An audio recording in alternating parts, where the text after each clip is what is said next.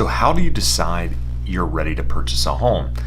Today we're going to go through a couple of tips, a couple of things that you need to consider as a first-time home buyer, someone looking to purchase a home, before ever talking to a mortgage lender and getting pre-approved, before ever talking to a real estate agent or going out to look at homes, because you want to make sure that you're truly in a position to buy a house. There's two ways to approach this. One is you go the route of doing a budget to start, finding out exactly what your expenses are, how much disposable income you have to put towards a home, or you go the other route and talk to a lender and let them tell you the max that you can qualify for.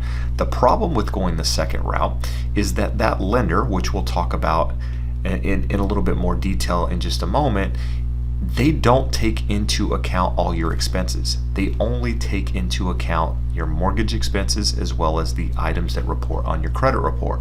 So your cell phone bill, your groceries, your gas, any of your spending on kids, school, whatever it is, isn't taken into account. So the lender may tell you that you qualify for X to go buy a house. You think, hey, that number sounds good. I'm willing to spend that. You go out and purchase a home, and then come to find out you haven't really created a budget to find out how much you were comfortable spending, and now you're house poor, right? All your expenses, your monthly income goes towards your house, and you're kind of living paycheck to paycheck, if you will.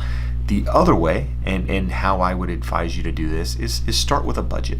Write down all your expenses that you spend on a monthly basis, and while some of them can change month to month, go back and maybe average them over a period of time to find out exactly how much you spend per month. Take that from your income, and then find out exactly how much you're able to spend on a mortgage payment. That way, when you start the process of talking to a lender, you know exactly what you're comfortable with. So if they tell you you can qualify for more home, you can tell them, hey, I'm comfortable paying this amount, and then they can tell you how much home that gets you. So the first thing you want to do to find out if you're ready to buy a house is start with that budget. Find out what your numbers are. From there, you need to consider whether or not you have money for a down payment. Now, everybody wants to purchase a home with zero money down, and unfortunately there are very few programs out there that are true zero money down loan programs, and we'll talk about different loan programs in this course, but let's just assume that you have to come in with the minimal down payment on, say, an FHA loan. An FHA loan requires you to have 3.5% down. So do you have the money for a down payment? Do you have the money for closing costs? So typically speaking, there are closing costs associated with buying a property. In some cases, you can get the seller to pay those, but it's something that you need to keep in mind. As a buyer, there could be closing costs associated with this. So do you have money in the bank for a down payment? Do you have money for a closing cost? And we're going to talk about amounts a little bit later in the course, but if you're someone at the moment sitting with no money in the bank account, you don't have the ability to receive a gift from a family member, then you're probably not in a position to purchase. Doesn't mean you won't be able to in the future. It just means you need to start with that budget, know that you have a down payment, and also know that you've been paying your bills on time, that you have credit, right?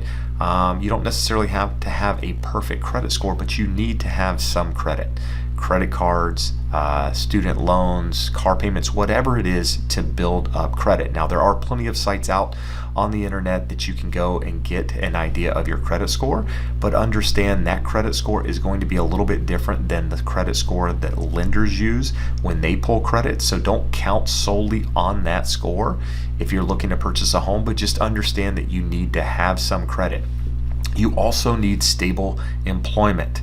If you just got a job, or you changed industries, routinely, or you're never with the same job for very long, it might be difficult for you to get financing. So you want to make sure that you have stable employment for the last 2 years.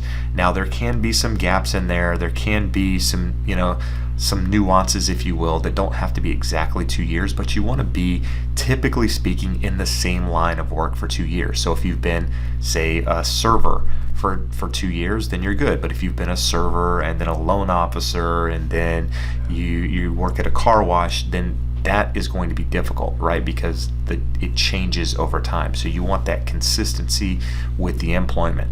The same thing goes for going from self-employed to being an employee.